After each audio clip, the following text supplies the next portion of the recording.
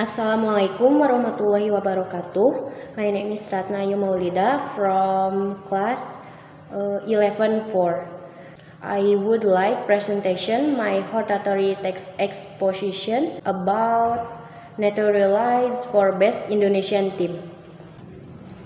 Naturalized it means change citizenship, while naturalized player for best Indonesian team it means naturalizing foreign players for special reason, namely is for strengthen Indonesia national team.